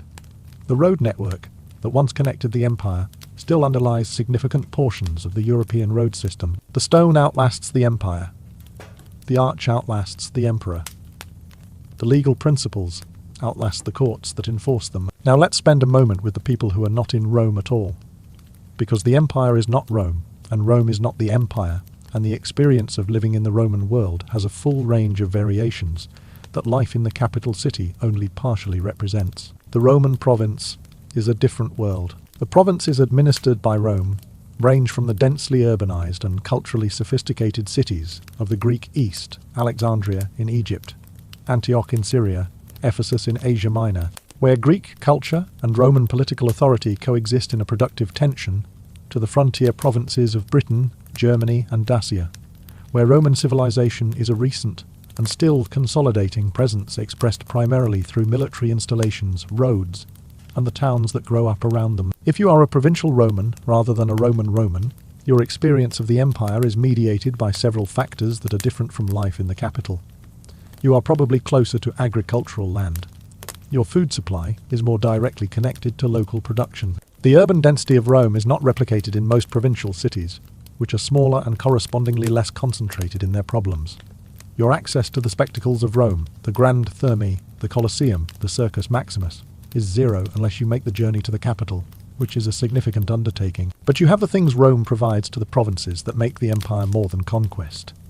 The roads, which connect every provincial town to every other, and to the capital in a network that allows military movement, trade, and communication at a scale that no previous political entity in the Mediterranean world has achieved. The legal system, imperfect and class, stratified as we've discussed, but consistent enough across the empire that a Roman citizen in Britain operates under recognizable legal protections that a citizen in Syria also operates under, which is a remarkable fact about a political entity governing 50 to 60 million people. The coins, which are the same coins, carrying the emperor's face, from Scotland to Mesopotamia, enabling commerce across the full geographic range of the empire. The Romanization of the provinces is both a cultural process and a practical one. Roman administrative centers grow in provincial cities. Temples to Roman gods and the imperial cult appear alongside local religious sites. Latin spreads as the language of administration, commerce, and eventually popular culture in the western provinces, while Greek continues as the prestige language of the eastern provinces and the language of educated Roman culture. The hybrid cultures that emerge in the provinces, with Roman infrastructure and legal frameworks over local cultural traditions and religious practices, produce the very texture of what the empire actually is as a lived experience. In Britain, Romans build a wall across the north under Hadrian, starting in 122 CE, the largest Roman construction project in the province, designed to mark the limit of practical Roman control and to manage the movement of people and goods across the frontier. The soldiers stationed on Hadrian's wall come from across the empire, from Spain, from North Africa, from Syria, and they write letters home preserved in the waterlogged ground of Vindolanda that survive into the modern period as the oldest handwritten documents in Britain. A letter asking for warm socks to be sent because the weather on the northern frontier is cold, a birthday party invitation. Administrative records, human voices from the 2nd century reaching directly to us through the specific luck of anaerobic preservation. The soldiers on Hadrian's wall eat food imported from across the empire, pray to gods from their home regions alongside Roman gods, maintain the religious calendar of Rome on a frontier that is about as far from Rome as the known world extends. They marry local women and produce children who are Roman and British simultaneously and call themselves Romans. The empire absorbs. It does not require the replacement of everything that existed before. It requires the addition of Roman administration, Roman law, Roman currency, Roman roads, and the acknowledgement, in the form of the imperial cult, that the emperor exists and is powerful. Everything else is negotiable. This is both a strength and a complexity. The empire contains, at its height, more cultural and linguistic variety than most political entities in history. Managing this variety is the permanent challenge of Roman administration, and the solutions developed over centuries, including local self-governance within Roman legal frameworks, the use of local elites as administrative intermediaries, and the gradual extension of citizenship to broader populations, culminating in the Constitutio Antoniniana of 2012 CA that grants citizenship to essentially all free inhabitants of the empire, are genuine political innovations. The Roman Empire is not a monolith. It is a negotiation conducted at every level between Roman power and local reality, and the results of that negotiation are different in every place and every time. But we are in Rome tonight, and in Rome, the seasons shape the year in ways that are different from seasonal experience in the modern city. Summer in Rome is hot. This is a fact that ancient sources confirm, modern climate science supports, and that anyone who has visited in July understands immediately. The city's position in the Tiber Valley, surrounded by hills that channel the heat and block cooling winds, means that summer temperatures reach the mid-30s Celsius regularly. The Insulae, with their small windows and limited ventilation, to become effectively uninhabitable in the afternoon hours. Life moves outside, into shade, into the covered porticos, into the baths. The smell of Rome in summer is in the words of every ancient source that addresses the subject. Intense. The combination of heat with the city's sanitation arrangements produces an olfactory environment that drives those who can afford to leave, which is to say the wealthy, to their country estates and seaside villas. The emperor's court departs Rome in the worst of the summer heat. The Senate's schedule adjusts. The social calendar thins. The rest of Rome stays. The people who don't have country estates and who can't afford to go anywhere sweat through the summer in the city, drinking more Posca than usual, eating more cold food from vendors, spending the hottest hours in whatever shade is available, and maintaining the daily rhythms that don't pause for weather. Rome in summer has a specific quality of light. The Mediterranean sun at that latitude is direct and harsh, bleaching stone surfaces to a whiteness and creating shadow contrasts that are extreme. The whiteness that we associate with classical antiquity from the cleaned marble of museum collections is not entirely wrong for high summer Rome. The stone surfaces in the Forum reflect summer sunlight with an intensity that requires squinting. This is the light that the painters of the ancient world learned to work with, that the architects designed for, that the sculptors anticipated when placing their work. Winter in Rome is not the extreme cold of northern Europe, but it is genuinely cold by Mediterranean standards, with temperatures dropping to near freezing on the worst nights and rain that can persist for days. The Tiber floods regularly in winter and early spring, inundating the low-lying areas near the river, including parts of the Forum and the neighbourhoods on the river's edge. The Campus Martius, the Field of Mars, the great open area north of the old city walls that Augustus develops into a showpiece of imperial architecture, is prone to flooding that the Romans manage imperfectly with drainage systems that keep pace with some flood events and not others. In winter, the heating arrangements in Roman buildings are limited and variable. Ground floor rooms and wealthy buildings with hypercost heating. The system of hot air circulating under floors are warm. Upper floor rooms in insulae are heated by braziers, portable metal vessels burning charcoal, and by the accumulated body heat of everyone in the room. The combination of charcoal burning and limited ventilation in enclosed spaces is a carbon monoxide risk that Rome does not have the tools to understand as a mechanism, but that results in enough deaths that winter overnight charcoal use carries a well-known warning in practical Roman knowledge. Wool is fundamental to winter survival. The Roman cloth industry is massive, because wool for clothing, bedding and wall hangings is a genuine material necessity and not an optional comfort. The working conditions in the cloth industry, the fullers, the spinners, the weavers, are among the most miserable in Rome's economic life. The fuller's workshop, which we have mentioned several times now in the context of its smell, operates with tubs of stale urine, in which cloth is trodden by workers standing in the liquid for hours at a time. The ammonia from the fermented urine breaks down wool fibres in a specific way that prepares them for fulling and cleaning. This is necessary. It is also an occupation whose physical demands and environmental conditions explain why it is conducted by the people with the fewest choices. The festivals break the year's rhythm in specific ways, and Rome has a great many festivals. The Roman religious calendar is dense with feast days, celebrations, games, and rituals dedicated to various gods, events in Roman history, the agricultural cycle, and the imperial cult. The Saturnalia, in December, is the most famous and most accessible, a festival in honor of Saturn during which normal social hierarchies are temporarily inverted.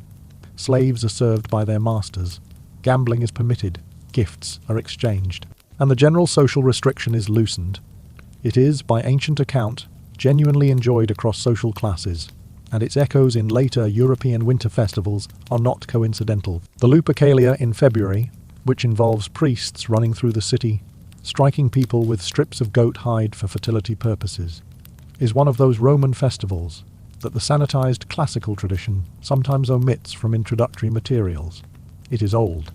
It is very Roman. The Christian calendar's Valentine's Day occupies roughly the same slot in the year, which is not pure coincidence. The games associated with major festivals, the ludi, include theatrical performances, athletic competitions, and gladiatorial events, all provided as public entertainment free of charge to Roman citizens. The calendar of games expands significantly through the Republic and Empire, as successive political figures use public entertainment as a tool of political generosity.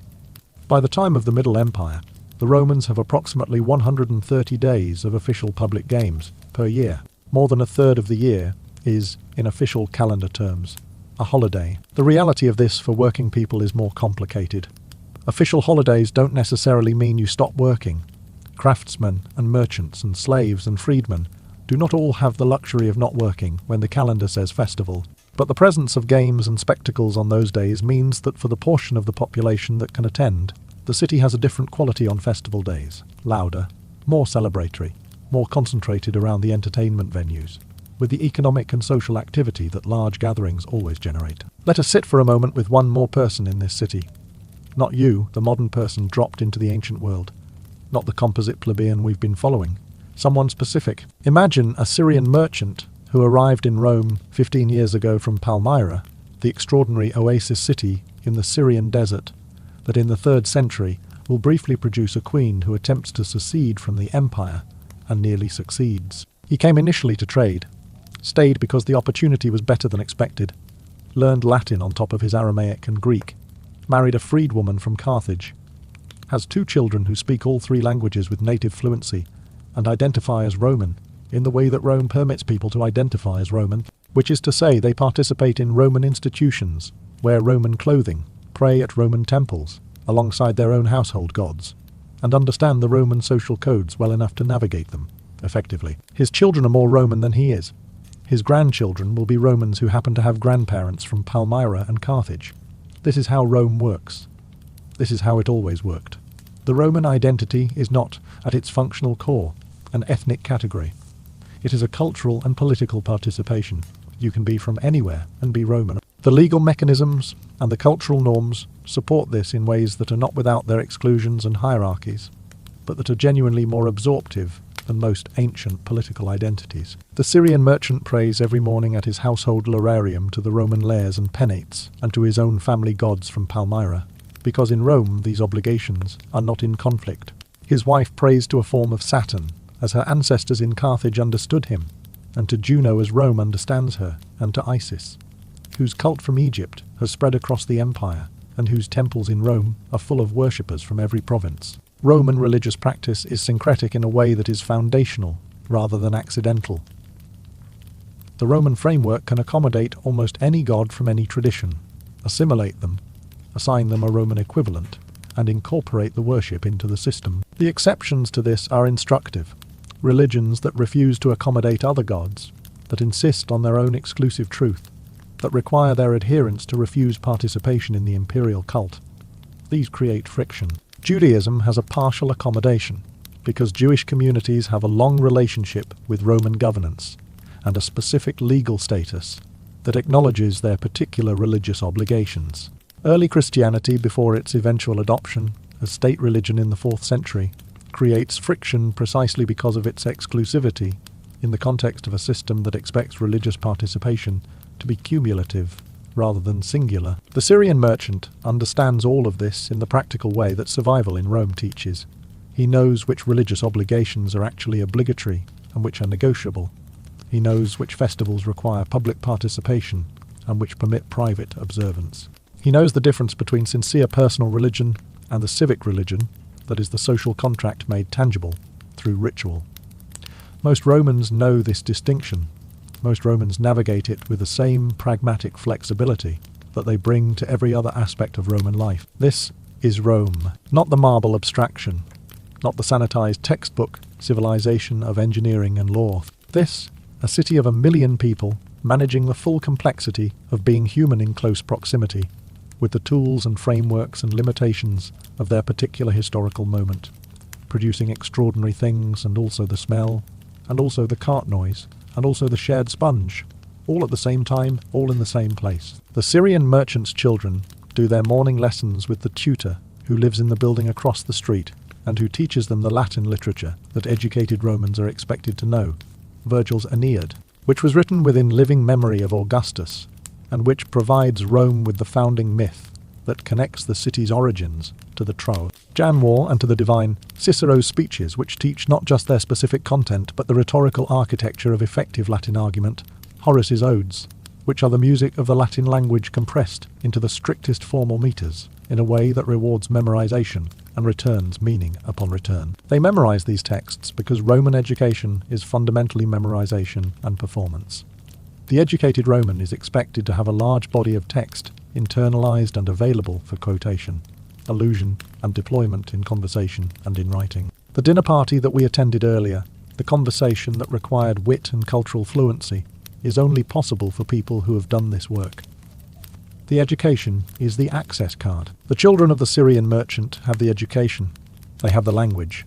They have the social intelligence that comes from growing up in the complex social environment of a Rome insular neighborhood.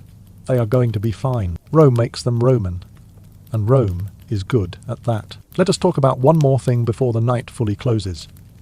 Let us talk about the Roman economy at the level where most Romans actually experience it, not in the abstractions of imperial finance and provincial tax collection, but in the granular daily reality of making money, spending money, and the constant low-level anxiety about whether the money will hold. The Roman monetary system has several denominations in regular use during the imperial period. The gold aureus is the largest denomination, worth 25 silver denarii. The silver denarius is the standard unit of account for larger transactions. The brass sestertius is 4 to the denarius, and is the denomination in which wages and medium-sized transactions are commonly quoted. The bronze as and the small copper and brass coins below it handle the daily transactional life of most Romans. The bread from the bakery, the cup of wine from the taberna, the entry to the baths. A skilled craftsman in Rome earns perhaps 2 to 3 sesterces, Podolton, Y in the Middle Imperial period. An unskilled labourer earns less. A legionary soldier earns 900 sesterces per year under Augustus, which is roughly 2.5 sesterces, Podolton Y. Though with the military deductions for food and equipment and burial club membership, the actual cash in hand is less. The daily grain ration from the annona, for those eligible to receive it, is worth perhaps half a sestertius at market prices, which means the grain dole covers perhaps 1/4 to 1/3 of a working person's daily food cost. The arithmetic of Roman working life is tight. Not impossible, but tight. A bad week of illness means a bad week of income means a stressed month of food and rent. The rent on an insular room is paid monthly, and the landlords of Rome are not sentimental about arrears. The Roman legal system provides mechanisms for landlords to recover unpaid rent that are efficient from the landlord's perspective and unpleasant from the tenant's. Eviction in Rome means your belongings are on the street while you arrange alternative accommodation in a city where the housing supply is chronically insufficient. This is why the grain dole is not generosity. It is structural maintenance. It ensures that the baseline of Roman working life does not drop below a level at which the population becomes destabilized. The emperors who are politically astute understand this. The ones who are less astute sometimes learn it through the specific educational experience of urban unrest. The credit markets in Rome are sophisticated and also dangerous. Moneylenders operate throughout the city, offering loans at interest rates that vary from relatively reasonable among the well-connected wealthy to absolutely ruinous for those without collateral or connections. The legal maximum interest rate is set and reset through Roman history at levels that are acknowledged to be too high by people who can afford to acknowledge this without being directly affected. Debt in Rome can result in severe consequences. Under the early Republic, a creditor could, in theory, claim the body of a debtor who defaulted, though the practical application of this provision was regulated and eventually substantially limited. Under the Empire, debt is handled through the legal system, with outcomes that range from manageable to catastrophic, depending on the amount, the creditor, and the debtor's social position. The person who owes money to a powerful patron operates in a different practical risk environment than the person who owes money to an anonymous moneylender with no social connection. The Roman economic year has rhythms that most people feel in their daily lives, regardless of their specific occupation. The Mediterranean sailing season runs roughly from March or April to October or November. When the seas are closed, which the Romans call mare clausum, the sea trade stops. The grain ships that bring Egyptian grain, which is the caloric foundation of Rome's food supply, stop sailing. The price of grain in Rome fluctuates seasonally in ways that are predictable, and that the imperial annona tries to smooth through its warehouse reserves. But the smoothing is imperfect, and years of poor harvest or extended storms can produce genuine food stress in the city. The farming year drives much of the rural and semi-rural Roman world in ways that ultimately determine what is available at what price in the city. The olive harvest in late autumn and winter, the grape harvest in September and October, the grain harvest in June. The cycle of agricultural production is the cycle on which Roman civilization ultimately rests, regardless of how many layers of urbanity and commerce and law have been built above it. Rome, for all its 1 million people and its marble and its legal sophistication, is a city that lives or dies by its food supply. The annona, the grain supply office, is not a bureaucratic convenience. It is the organization that manages the existential dependency of the city on continuous importation of calories. When the grain ships from Egypt are delayed, when a harvest fails in Africa, when the distribution system is disrupted, Rome feels it within weeks. The emperors who understand this invest heavily in the annona and in the grain supply infrastructure. The emperors who neglect it learn its importance the hard way. The Tiber docks, the Portus Tiberinus, and later the enormous artificial harbour at Ostia that Claudius begins and Trajan completes into one of the ancient world's most sophisticated port facilities, handle the continuous flow of goods that Rome's existence requires. Not just grain, though grain in quantities sufficient to feed 1 million people is the dominant cargo. Wine from Spain and Gaul, olive oil from North Africa and Hispania, marble from quarries in Greece, North Africa, Asia Minor, and Egypt. Because Roman building programs consume marble in quantities that no local source can supply. Glass from Syria, cloth from Egypt, spices from India through Arabian intermediaries, wild animals from Africa for the arena, and the full range of luxury goods that a wealthy imperial capital creates demand for.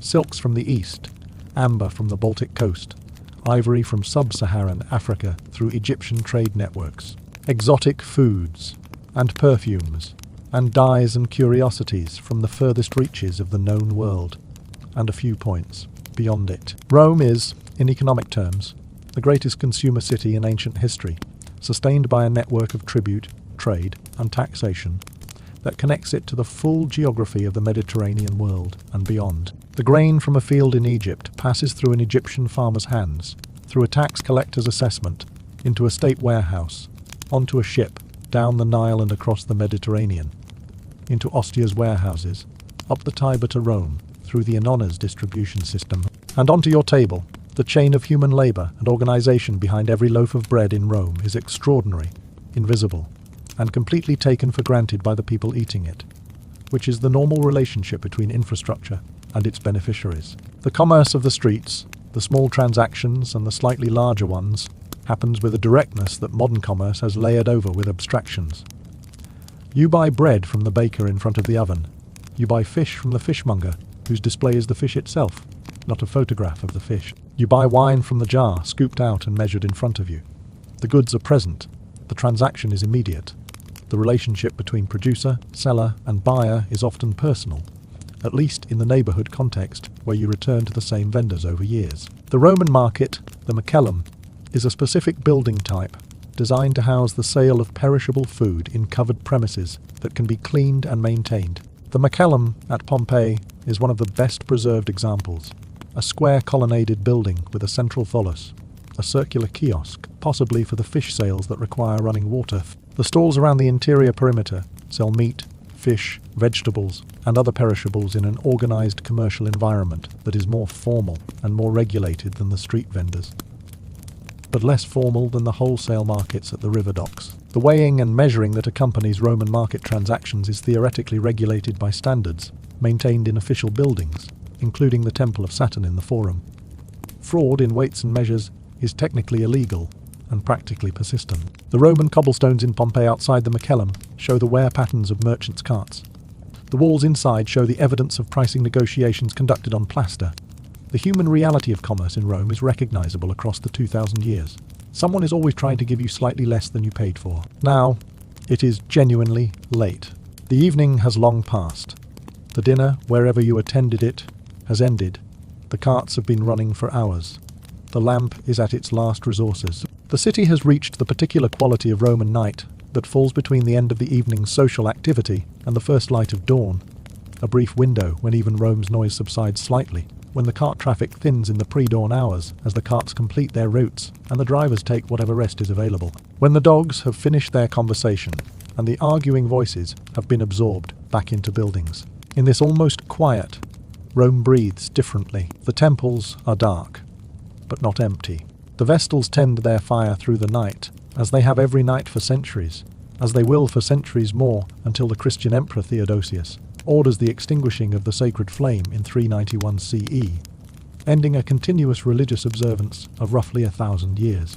The fire burns now, invisible from your window but present in the city's sacred geography, a point of continuity across all the political and economic and cultural change that Rome has accumulated and will continue to accumulate. The soldiers of the urban cohorts conduct their patrols, fewer in number than a modern police force would be for a city this size, but present, armed with short swords, moving through the larger streets, in groups of whatever size the commander has decided is appropriate tonight. They are looking for obvious disorder, fire, armed conflict, property crime visible enough to require response.